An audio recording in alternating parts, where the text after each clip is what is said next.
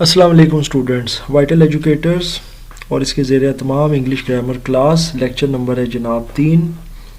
और अब इस लेक्चर की जो इब्तदा हम करेंगे ना, सबसे पहले वो मैं एक बड़े कॉमन प्रॉब्लम से करूँगा जो कि मैंने अपनी लाइफ के अंदर बहुत बार डिस्कस किया। इसको मैंने अपने जहाँ तक मेरे प्लेटफॉर्म थे, मैं टीचिंग करता था जहाँ जहाँ भी, तो मैं कोशिश करता रहा कि इसकी तस्हीह करूँ, लेकिन ये अभी भी मैं देखता हूँ कि ये चीज़ जो है ना वो मुस्तमल है, यूज़ होती है। तो इसको सबसे पहले मैं एड्रेस करूँगा जी। एक कॉमन सा समझ लें कि क्वेश्चन है और उसका आंसर है, जो मेरे ख्याल से तो 3 क्लास 2 क्लास के बच्चों के लिए भी जो है ना, इवन उससे भी जो इब्तदाई होते हैं ना, तो उनके भी सिलेबस में ये मैं अक्सर देखता हूँ लिखा होता है। जैसे कि एक सवाल उनसे किया जाता है, in which class do you study, या डू यू रीड, सॉरी मैं स्टडी कह गया हूँ। तो ये सवाल होता है, in which class do you read, आप किस क्लास में पढ़ते हैं। तो बच्चा जवाब देता है जी कि I read in class let's suppose 4 whatever.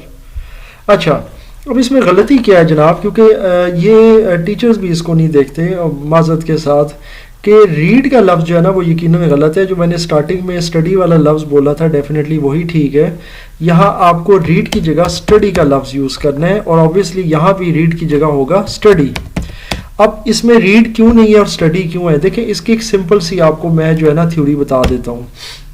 बुनियादी तौर पे जो रीड होता है ना, वो कोई किताब, कोई डाइजेस्ट, कोई रिसाला, कोई ऐसा कोई भी आपका मटेरियल होता है ना, उसको पढ़ने को आप कहते हैं रीड। या कोई न्यूज़पेपर आप पढ़ें, कोई अखबार, कोई आप जैसे अब कंप्यूटर है मेरा ये, इसके ऊपर आप पढ़ें जो कुछ मैं लिख रहा हूँ, जो मैं टाइप कर रहा हूँ आप पढ़ें, मैं लिख रहा हूँ in which class do you study. अब ये जो कुछ पढ़ रहे हैं आप, ये रीड है, ठीक है।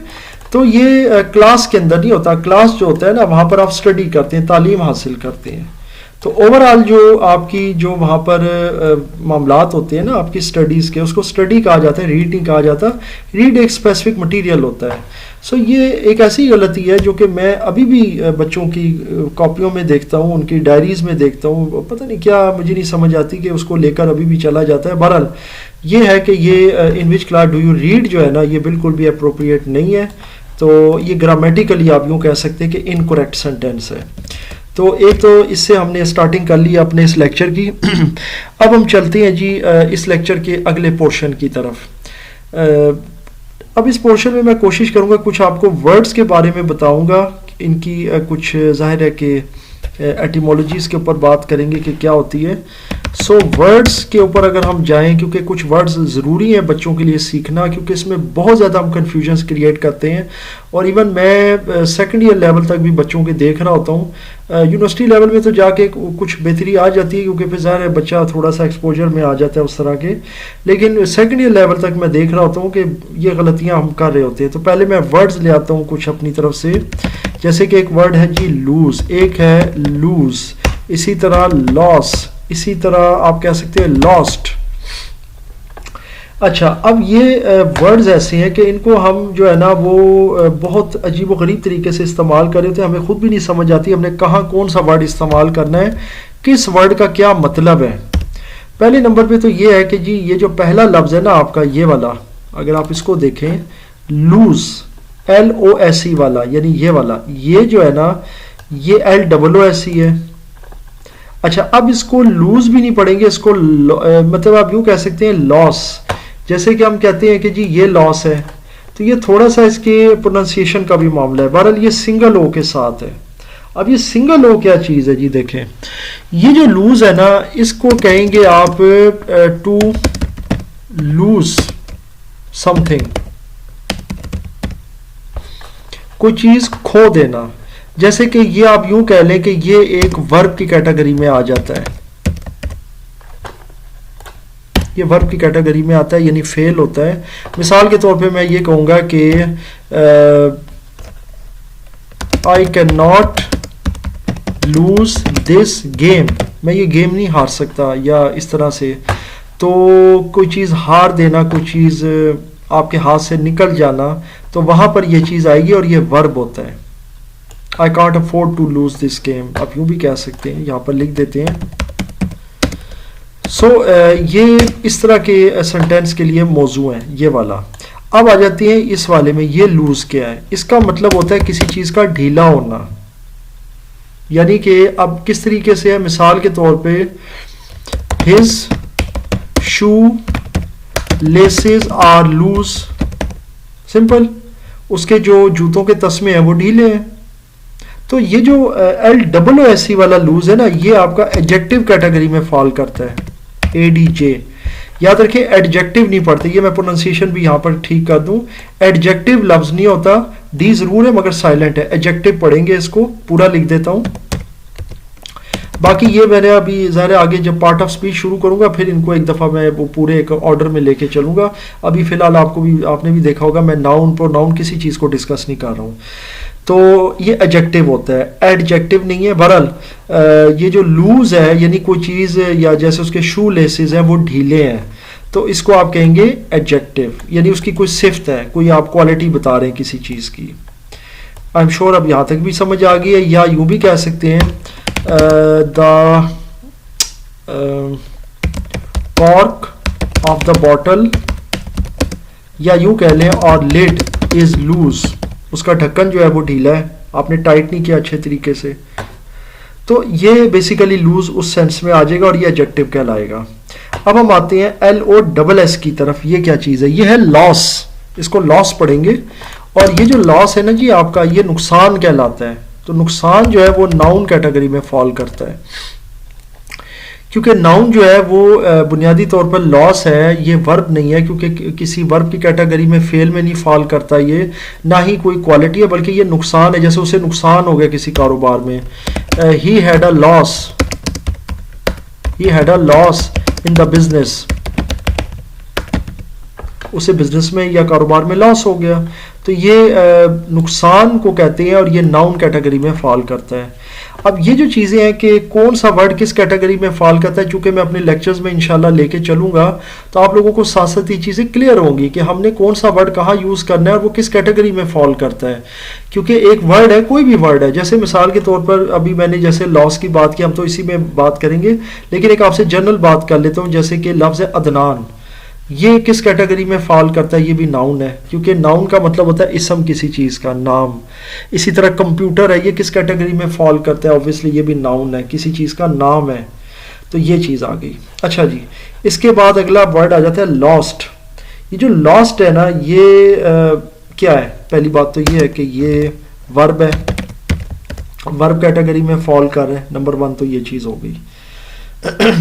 अब इसके कई माने निकल सकते हैं, ये मैं आपको समझा देता हूँ। लॉस्ट का एक मतलब तो होता है छोड़ देना, जैसे कि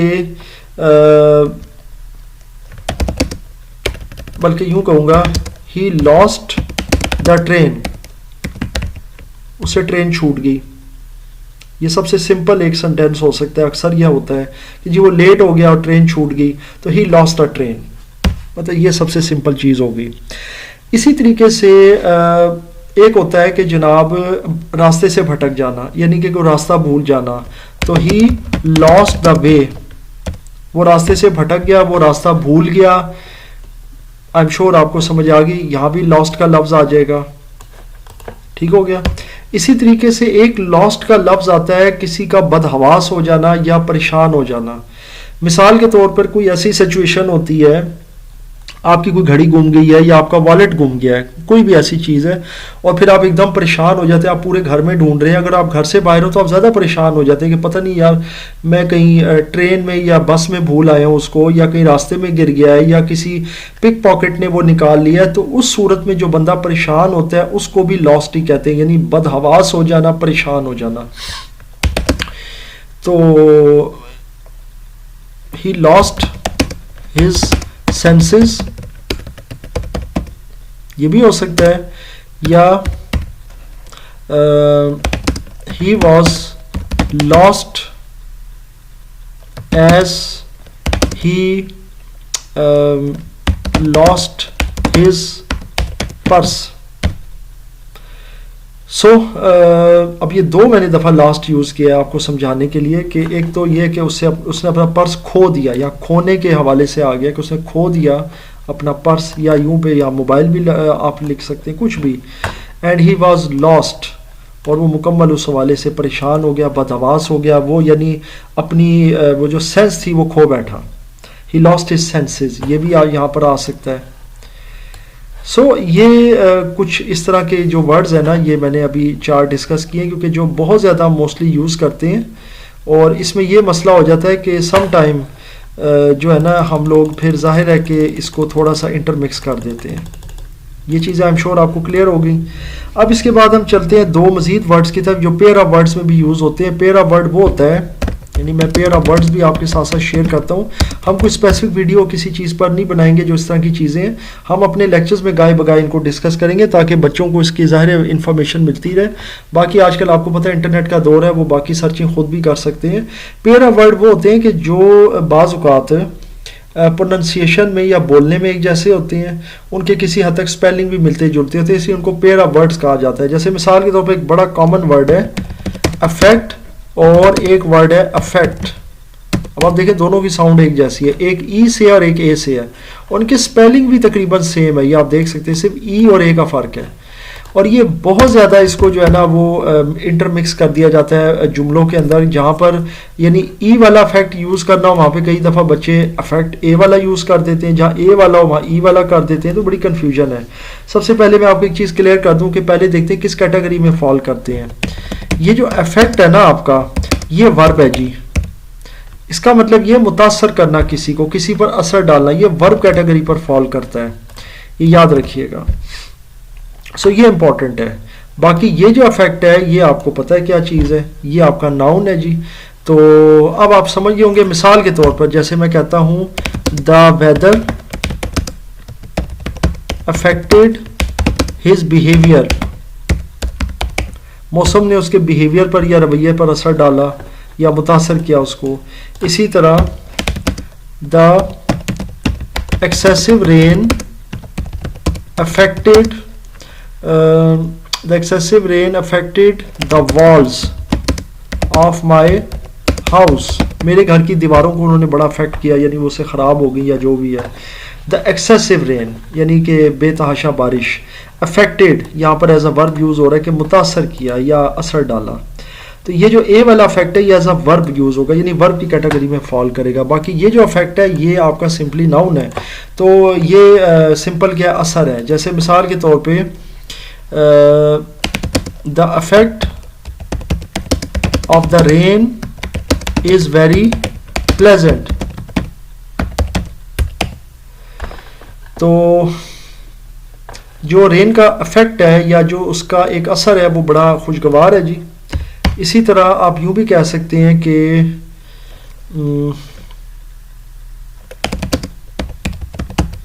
the effect of his teaching is very hopeful, बहुत ही पुरुमीद है, यानी उसकी जो टीचिंग है जिसका वो पढ़ा रहा है उससे क्लास पर बड़ा होपफुल इफेक्ट पड़ा है। बल्कि यहाँ पर ये भी लिख देते हैं ऑन द क्लास। तो ये जो इफेक्ट होगा ना ये असर होगा। अगर आप ये कहेंगे ना ही अफेक्टेड द क्लास, तो फिर वो ए वाला इफेक्ट हो जाएगा, वो वर्ब कैटेगरी में फॉल करता है। तो ये आप लोगों ने ज़रा इसको भी सोच समझ कर यूज़ करना है। और अक्सर बच्चे ठीक भी करते हैं, लेकिन मैं मेजॉरिटी की बात करूँ कि उसमें यही मसला है कि वो अक्सर जो है ना कन्फ्यूजन हो जाता है कि ए वाला इफेक्ट क्या और ई वाला इफेक्ट क्या। तो मैंने कहा ज़रा इसको भी डिस्कस कर लेते हैं, ये भी साथ साथ होना चाहिए। इसके अलावा अब इफेक्टिव का लफ्ज़ जो है ना वो ज़ाहिर है इफेक्टिव या और इस तरह से, तो वो फिर ज़ाहिर दूसरी कैटेगरीज में फॉल करते हैं। वो इंशाल्लाह फिर मैं आने वाले लेक्चर्स में बात करूँगा, क्योंकि वर्ड्स इस तरह बहुत सारे हैं। तो वो फिर ज़ाहिर एक एक वर्ड को लेकर चलें तो वो लेक्चर्स भी बिला वजह तवील हो जाएंगे और फिर हम भी थोड़ा सा आउट हो जाएंगे अपने जो सब्जेक्ट से ना, या अपने सब्जेक्ट मैटर से जो हमारा ये क्लास में है। तो यहाँ तक ये चीज़ें हमने शेयर की आपके साथ। लूज़, इसी तरह फिर एक और वर्ड है लूज़, से स्पेलिंग का फ़र्क है, फिर साथ लॉस है, फिर इसी तरह से लॉस्ट है। अच्छा, ये LOST वाला लास्ट है, ये ए वाला लास्ट नहीं है। वो ए वाला जो होता है वो तो आखिरी होता है, लास्ट तो वो और चीज़ है। वो तो सिंपल आपको पता भी है कि वो वर्ड जो है वो लास्ट होता है और उसका मतलब होता है आखिरी, जैसे कि the last player, the last innings, what ever. तो ये है जी हमारी class number 3। I am sure आपको पसंद भी आई होगी और इसमें आपने इन वर्ड्स की भी प्रैक्टिस अच्छे से समझ ली है कि किस तरीके से आपने करनी है। बाकी ज़ाहिर है आप जनरली इनके सेंटेंसेस बनाकर उस पर काम कर सकते हैं। उसमें फिर कहीं कोई कन्फ्यूजन होता है तो वो मुझसे आप शेयर करें, इंशाल्लाह ताला उसको मैं हल करने की और उसको नेक्स्ट लेक्चर्स में उसको एलेबोरेट करने की पूरी कोशिश करूँगा।